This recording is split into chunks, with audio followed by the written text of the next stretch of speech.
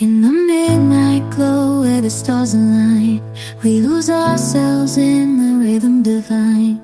Underneath the sky painted with dreams we're chasing. Welcome to episode 18. I'm Jody. And I'm Mari. So today we're going to dive into one of the most elegant and clarifying time techniques in astrology, which is annual profections. If you've ever looked back on your year and thought, wow, that was a year all full of relationships, or everything in that year evolved around your work or your health or your family or maybe your routines, why did that year feel quiet, heavy, or deeply internal? Annual profections help us understand why. This technique comes from traditional astrology and is rooted in the idea that life moves in cycles, not in chaos. Each year has a focus, a classroom, and a theme. And when you know what that theme is, you stop fighting timing and start cooperating with it. Today, we're going to go over learning what annual perfections are, understanding how the houses work in perfection years, explain what it means when you have natal planets in those perfected houses, and talk about how to actually live a perfection year with awareness and compassion. So you don't need to be an expert astrologer to do this. You don't even need to know every detail of your chart. Just stay curious and listen for what resonates. So let's begin. Yeah, I'm excited about this one. So Jody and I typically are going to be using a house system that is called Placidus. We've talked about this a little bit before because she and I both come from a more modern Western tropical astrology viewpoint and psychological astrology specifically. Neither one of us are particularly into predictive work for our own personal businesses, and Placidus really serves psychological astrology very well because it brings in nuance in so many ways. But when we're using a technique like annual perfections, we go to the traditional systems because that is how this technique was established. So traditional Hellenistic astrology is where this comes from.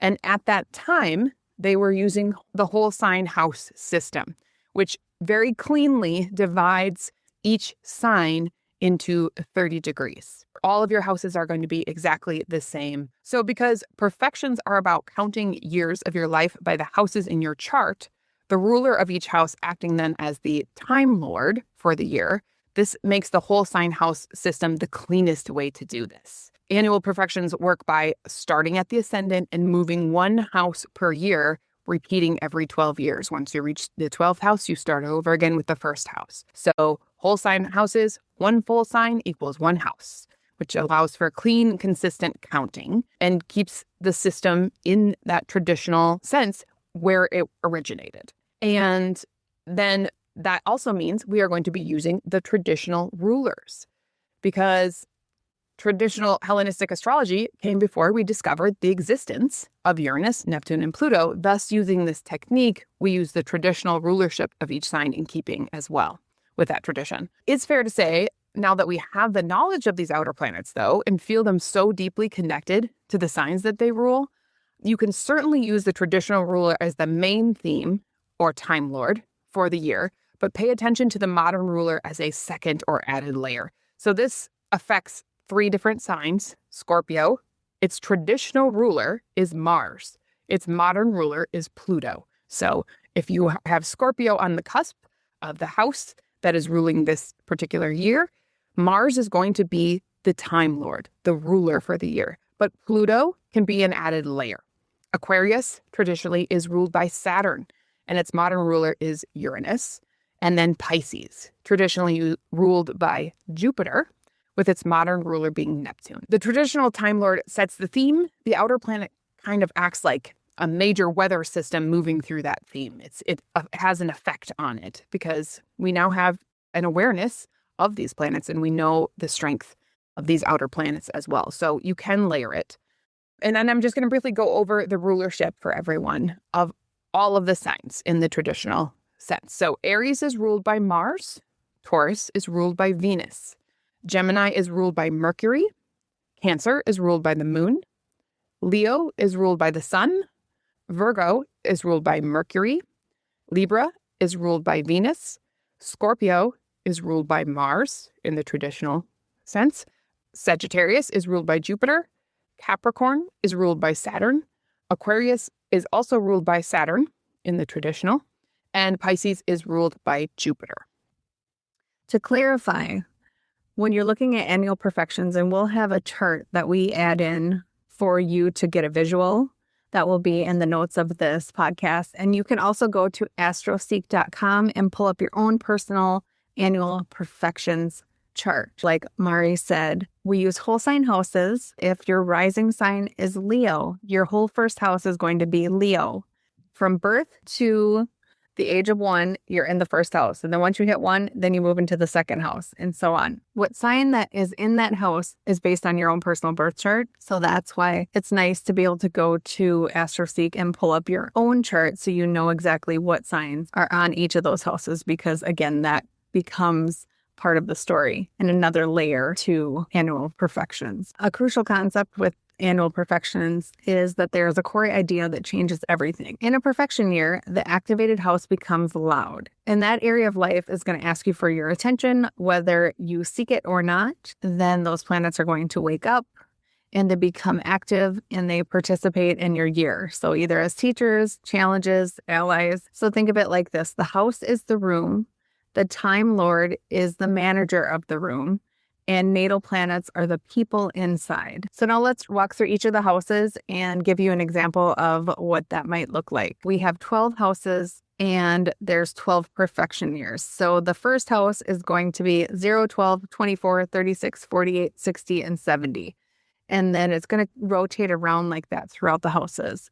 So when you're 12 and when you're 24, when you're 36, you're going to be in that first house perfection year. When you're in a first house perfection year, this is all about identity, the body, direction, selfhood. It's all about you. It's a year of like personal reset. In this year, you're going to feel more aware of yourself, your body, your presence, maybe your desires, your boundaries. Even if nothing dramatic happens externally, internally, something is going to shift during this year. So you may feel more vulnerable, more sensitive on how you are perceived, more aware of what feels authentic and what doesn't anymore. In this year, you often rebrand yourself, change your appearance, starting something new. If you have any planets here, here's an example of how that might show up. You have your sun in the first house during a first house perfection year. This might highlight leadership, confidence, identity, and clarity. If you have your moon there, it could be emotional sensitivity, vulnerability, self-care, focus. If you have your Mars there, it could be assertion, drive, anger, courage. If Saturn's there, it could be responsibility, maturity, heaviness that leads to growth. These years can feel intense because they are the focus. All right, so if you're in a second house year, it's going to be all about money, values, self-worth, stability. A second house year asks one core question: what do I value? And do my choices reflect that? Money often comes into focus, but it's not just about income or just about money. It's also about what you rely on, what you invest your energy into, what makes you feel safe and secure. This is a year of learning self-trust through material reality. If you have any planets in the second house, your relationship, your self-worth becomes activated. So if you have Venus in the second house, it could be pleasure, abundance, attraction. If you have Saturn in the second house, it could be scarcity, fears, restructuring your finances. If you have Jupiter there, it could be expansion, growth, and sometimes excess, because Jupiter can overdo it sometimes. So these years will teach that security isn't just external, it's also internal. In a third house year, the theme would be mind, communication, learning, everyday life. A third house year is mentally busy. Your life speeds up, conversations multiply, information flows in fast. This is often a year of writing or speaking, learning new skills, teaching or sharing ideas, navigating life with your siblings or your neighbors. Those are all third house themes. The deep question is, how do I think, speak, and listen? And if you have any planets here, your voice is activated. So if Mercury is in the third house, the highlighted theme would be learning, writing, teaching. If the moon is there, it would be emotional conversations or nostalgia. If Mars is there, it could be debates, advocacy, or conflict. So these are years of investigation. Insights come quickly, but must be embodied. If you're in a fourth house year, it's all about family, home, Emotional foundation. So a fourth house year is inward. So even if your outer life looks the same, your inner life deepens. Themes often include family dynamics, home and living situations, ancestral patterns, emotional safety. The core question becomes, where do I truly belong? If you have any planets here, deep emotional material rises. So the moon here would mean heightened sensitivity, family focus. Saturn here would mean responsibility and home. Pluto would be emotional healing. These are private years, root building years. Fifth house year is all about joy, creativity, pleasure, self-expression. A fifth house year reconnects you with joy. This is all about play, romance, creativity, and letting yourself shine without apology. Often the themes would include creative projects, dating or romance, children, confidence, and visibility. So the deep lesson is, am I allowing myself joy or withholding it? And if you have any planets here, this is creative energy that's amplified. So if the sun is here, then it's confidence and recognition. If Venus is here, it's love and art. If Mars is here, it's passion and drama. So joy becomes a form of medicine. So this is definitely an annual perfection year I would look forward to. If you're in a sixth house year, this is all about health, routines, service, daily life. The sixth house year asks you to look honestly at your habits. This is all about work, your workload, health, wellness, your routines, your daily rhythms, energy management. It's not glamorous, but it definitely is powerful. So if you have any planets here, your body and schedule speak loudly. So if the moon is here, emotional health is tied to your routines. If Saturn's here, burnout warnings and discipline could come up. And if Mars is there, inflammation and overwork could come up. So these years are about sustainability. A seventh house year is about relationships, mirrors, in partnerships. It's a year that brings other people to the center. This can include romantic relationship, business partnerships, clients, important one-on-one dynamics. The lesson is, what do I learn about myself through others? If you have any planets here, relationships become teachers. So if Venus is here, it's about love and harmony. If Saturn's here, it's about commitments and endings. If Pluto is here, it's about power dynamics and transformation. These years often mark turning points. Next, we have our eighth house here, which is all about transformation, intimacy, and shared resources. An eighth house year is deep. It is where life asks for surrender, honesty, and emotional courage. Themes may include therapy or healing, grief or loss, shared finances, emotional merging. The question becomes, what must be released for growth to happen? If you have any planets here, psychological materials can surface. So if the moon is here, it's very much about vulnerability. If Saturn is here, it could be about fear and trust work. If Pluto is here, it's about rebirth. These are not light years, but they are powerful. A ninth house year is meaning, belief, and expansion. The ninth house year expands your worldview. So it often includes travel, education, spiritual exploration, teaching, or publishing. And the deep question here is, what do I believe and does it still fit? So if you have any natal planets here, your belief system is going to be involved. So if you have Jupiter, opportunity and growth could come up. Mercury, teaching and learning. Saturn, wisdom through challenges. This is a year of when your perspectives shift. Next, we have 10th house here, which is all about career, visibility,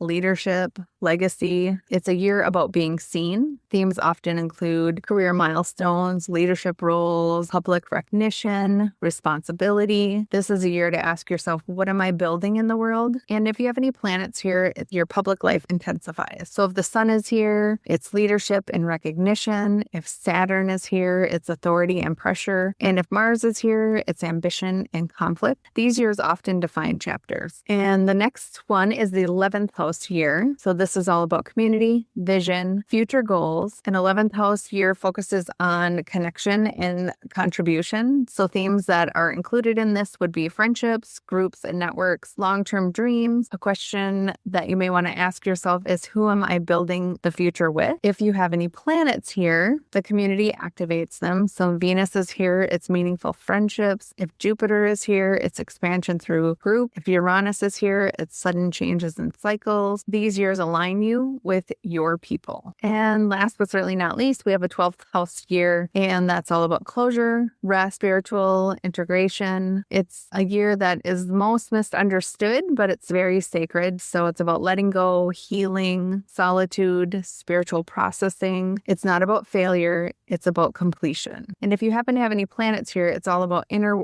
work. Your inner work intensifies. So if you have the moon there, it's all about emotional release. If you have Saturn there, it's solitude and discipline. If you have Neptune there, it's spiritual awakening. And these years prepare you for the next cycle, because then it just starts all over again back in the first house. As I'm reading through all those, I'm thinking, oh my goodness, I need to go back and look back on some important years. As you were reading through that, I actually was doing that in my head. And I realized that I met my husband in a 7th house perfection year.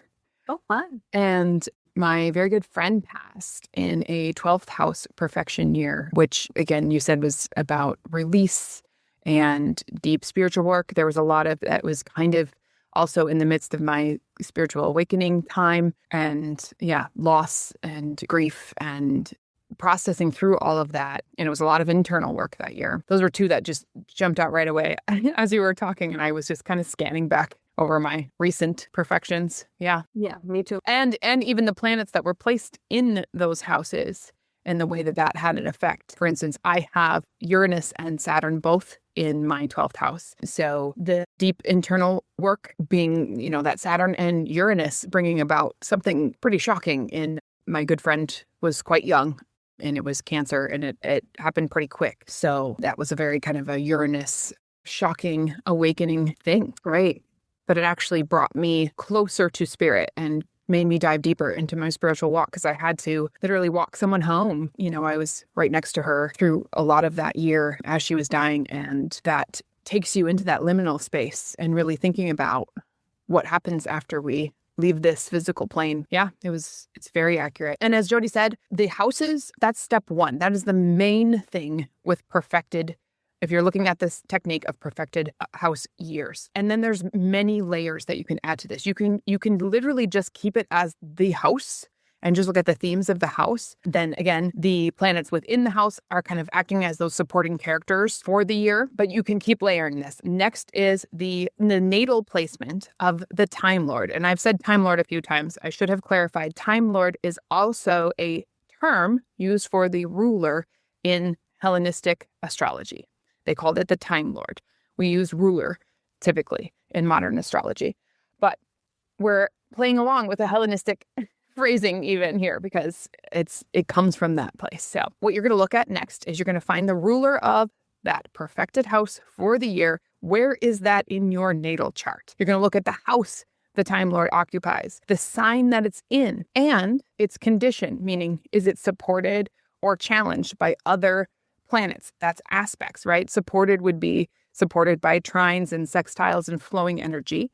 And then challenge might be if that planet perhaps has a lot of squares to it or opposition. What is that planet like for you all the time in your daily life? How do you experience that planet? Because that is going to be where the energy is sourced from towards the perfected house here, right? That's where the themes originate, where the year draws from internally. The focus may be on relationships. You may be having a 7th house perfected year, but it's sourced perhaps through career, healing, family, creativity, etc., wherever else, whatever house, sign, etc., that ruler is in, right? So that's where it's sourced from. So that's the next layer. Then another layer is looking at transits to the Time Lord. So what really activates the year theme, where the ruler is in your chart. Say you're having a 7th house perfection year and the ruler is in your 10th house. Well, you're looking at transits to that ruler as activating. Conjunctions, squares, oppositions, strong trines or sextiles to the ruling planet are going to show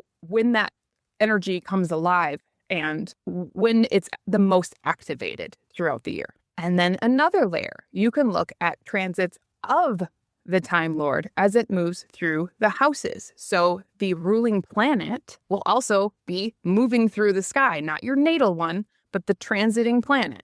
So say you have a 7th house perfection year, and let's just call that house ruled by Libra. Okay, so now we have Venus as the Time Lord. Well, your natal Time Lord is in the 10th house But Venus is also transiting around the chart as the year goes along, and you can follow that as the year's themes expressed in real-time locations. So if your Time Lord is one of the faster moving planets, right, like Mercury, Venus, the Moon, the Sun, you may be tracking it moving through each of the 12 houses throughout the year, almost creating chapters of expression of the main theme, right? So we're really getting into kind of the nitty-gritty here. This is layer upon layer. You can keep this as simple or go as deep with it as you want. Then we have another layer, transits to the perfected house and its planets, right? So the perfected house we're talking about, and then our example is the 7th house. So what is transiting through your 7th house or is making angles to your 7th house or the planets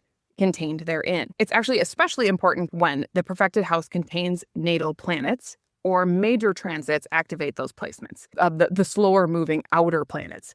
If they're sitting in that house or moving through that house, transiting through that house that year, if you have Pluto transiting your 7th house in a 7th house perfection year, that's going to be a big deal, especially if it ends up conjuncting one of your natal planets. It's adding a lot more to your story. So just something to look at. And some of it might not, these layers might not apply to your year this year. You might not check all of these points, but these are just things to look at. A few other refinement tools. Certainly you can layer your solar return. We did an episode a few episodes back on your solar return. That's the overall tone of your year, but the where of it is the perfection. And you can really kind of layer those things. And I did this year, and it was kind of eerie how well the themes of my perfected year and my solar return wove together. And then new or full moons in the perfected sign can be activation points, something to keep an eye on. And then eclipses that might touch the Time Lord or perfected house add major emphasis. So those are some final little things that you can look at. Go as deep with it or keep it as simple as you like, but it is really an interesting and fun thing to play with. I always find it fascinating how so many techniques like this work. They just, and from modern to the traditional, they work, and you can layer them together and just learn more nuance about yourself and the energy you're moving into and how to best embrace all of the lessons and blessings that are coming in the year ahead. So, And like anything, I know we already talked about going back and looking back at certain points in your life and looking at what perfection year that was. I think it's just a great way to help you interpret and decode what kind of themes show up for you at those times and during those years. So maybe just thinking of it as sort of repeat patterns in the sense of, when you were 30 versus when you're 42, those are both in that 7th house perfection year. So what kind of things showed up? yeah. Honestly, some of the best work we do as astrologers is to create the patterns that we follow is looking back, right? Astrology is not meant to predict exact things and exactly how they're going to play out, right? It's more of a forecast. We've talked about this before, a weather forecast of a certain energy that you are moving through based on past events, based on looking at repeated patterns over many, many, many, many thousands of years at this point. So when you look back, it can give you an idea of how your soul experiences these things, because we are all each unique as well, right? So you're looking for these patterns that are repeating in your own life. And once again, we will always emphasize this. None of this is your fate. So annual perfections are not fate. They simply describe where and what the soul is practicing and honing, which archetype is asking for conscious engagement, and where growth happens through participation. It's where life is inviting you to show up more consciously. That's all it is. It's not saying, you're going to have a terrible year because you're in a 8th house perfection year or anything like that. Like I say often on here, the awareness turned on. Yeah, it's just a tool. And then I just thought to kind of give you an example of how to tie all of this together, how to weave the layers. I thought I would give you an example of my year ahead. I just had a solar return in early December, so I am jumping into a new year for myself here. I'm about a month in. So far, so good. But I wanted to show you what it's like to layer all of these things together. So this year, I have moved into a 3rd house annual perfection year. The 3rd house in my chart is ruled by Pisces, which makes Jupiter the traditional Time Lord. At its core, this means this is a year focused on communication, learning, teaching, and sharing my voice. But because Pisces is involved, this isn't just about information. It's about spiritual language, intuitive transmission, and speaking from lived embodied wisdom. What makes this especially significant is that my North Node sits at 29 Pisces in the third house. That's my only natal placement in the third house. No other planets there, just the North Node. But this tells me immediately that this year carries karmic potency and a focus on my soul's purpose. It's about stepping more fully into my soul's evolutionary direction by trusting my voice and allowing spirit to speak through me, even when the words aren't perfect. Jupiter, as the Time Lord, is natally placed at 20 degrees in Aries in my fourth house in whole sign. Kind of throws me when I'm looking at whole sign because I know that typically is in my third house in Placidus. But for this, we're going fully traditional. So this tells me that my growth, confidence, and wisdom come from inner authority, emotional truth, and lived experience. My voice is strongest when it's rooted in what I've actually walked through. Not theory, not polish, but honesty. So this year isn't asking me to sound impressive. It's asking me to sound real as I share my truth, which is a very vulnerable thing for me because I like to sound polished. I like to know what I'm talking about. I'm an information person. And so there's definitely contained within this a bit of a challenge for me to show up really authentically and share my voice vulnerably. And then another layer for the first half of the year, transiting Jupiter. All right. So we're looking at the Time Lord as it transits. So transiting Jupiter moves through Cancer in my seventh house. This shows growth around conversation, collaboration, and relationship. My voice expands through dialogue, podcasting, teaching with others, and being met by people who reflect my wisdom back to me. So during this time, I experience Jupiter square Jupiter. So that's a pretty big deal, right? So Jupiter, the Time Lord, is squaring my natal Jupiter, the Time Lord, which is a developmental transit that asks me to update my beliefs. It's a recalibration. I'm being asked to refine what I believe, how I teach, and what truths are ready to be shared at this stage of my life. And then in the second half of the year, Jupiter moves into Leo in my eighth house. This is where communication meets transformation. I'm called to speak about deeper, more vulnerable, soul-level material and the kind of truth that initiates change in myself and others. And then early in the year, it's happening right now, just the first couple of months, Saturn and Neptune finish their transit over my North Node in Pisces in the third house as they move on into Aries, which is a big deal that everybody's talking about this year. But right now, they are currently still in Pisces. This feels like a threshold moment, the final blending of spiritual vision with structure and commitment, right? Neptune meets Saturn. It's the end of finding my voice and the beginning of using it consistently. So the big picture for me, when I step back and look at the year as a whole, this is a year of trusting my voice, speaking what I've lived, allowing my wisdom to move outward imperfectly, intuitively, and honestly. I'm not being asked to perfect my message. I'm being asked to release it. And that to me is the deepest gift of understanding Annual Profections, because they don't tell us what will happen. They show us where life is asking us to participate more consciously. So I'm taking all of that, all of those kind of woven layers of this, and holding that in my awareness as I move through this year. And when those moments come up, when I have that fear rise around sharing my voice and the authenticity of that, I remember this and remember to choose courage and choose to share my truth, right? And my solar return, like I said, had so many echoing themes of this, which is such a beautiful example of how all of these techniques serve us. Right. And like you said, it's awareness, it's choosing to embrace it and to work with it. So it's a great tool to use to help you plan your year. If you know what's coming up, why not work with what is going to be in your best interests for it that year, right? And not to fight it, because it's all up to choice. All of life is choice and how we decide to take on the challenges that come our way. And if we embrace them for the lessons that they are giving us and move through that with gratitude and really try to face that with courage, it changes the way we experience challenge. It changes the way we experience anything, even blessings. When we have the awareness turned on, it just, I don't know, it deepens the gratitude, I think, for me, even around really beautiful things, because it makes me present. It takes me into that moment by moment, like really experiencing it from moment to moment, being able to zoom out and see the whole picture just gives me such gratitude for the abundance of blessings and the challenges, because I know my soul chose them, and that makes me excited about them. So I'm excited to take on some new ventures this year and share my voice, keep podcasting for you all and being authentic, showing up here authentically, even if it's not polished and perfect, which it pretty much never is, right, Jody? It's very authentic to that third house perfection year. Definitely. Well, I think that's it, right? That's all we have for you today. Thank you for joining us. Bye. Thanks for joining us under the stars today. We hope you're leaving feeling inspired, grounded, and more connected to your inner truth.